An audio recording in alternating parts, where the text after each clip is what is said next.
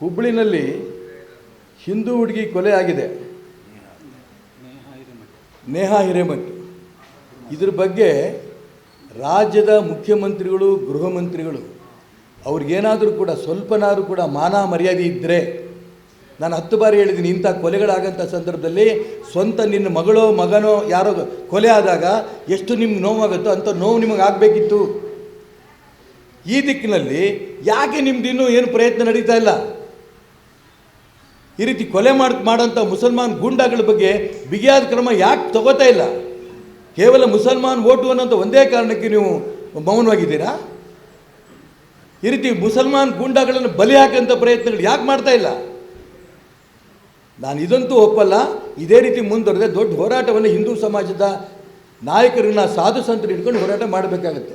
ಇದು ಎಚ್ಚರಿಕೆಯನ್ನು ನಾನು ರಾಜ್ಯದ ಮುಖ್ಯಮಂತ್ರಿಗಳಿಗೆ, ಗೃಹ ಮಂತ್ರಿಗಳು ಕೊಡೋಕ್ಕೆ ಇಷ್ಟಪಡ್ತೇನೆ. ಅದೇ ಹೇಳ್ತೀನಲ್ಲ, ಜೈ ಶ್ರೀರಾಮ್ ಅಂತಂದರೆ ಇವತ್ತು ದೇಶದಲ್ಲಿ, ಕರ್ನಾಟಕ ರಾಜ್ಯದಲ್ಲಿ ಇದೊಂದು ಅನ್ಯಾಯ. ಅಲ್ಲಾಹು ಅಕ್ಬರ್ ಅಂತ ಕೂಗಿದ್ರೆ ಖುಷಿ.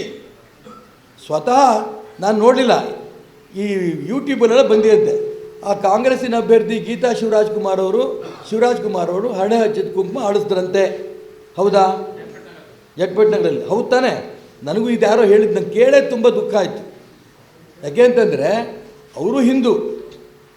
ಗೀತಾ ಶಿವರಾಜ್ ಕುಮಾರ್ ಅವರು ಮತ್ತು ರಾಘವೇಂದ್ರರ ಬಗ್ಗೆ ಅವ್ರ ತಂದೆ ರಾಜ್ಕುಮಾರ್ ಅವರು ಹಾಡಿದಂಥ ಹಾಡು ಕೇಳಿದ್ರೆ ಎಷ್ಟು ಹಿಂದೂ ಧರ್ಮದ ಬಗ್ಗೆ, ಭಕ್ತಿ ಬಗ್ಗೆ ಸಂತೋಷ ಆಗುತ್ತೆ.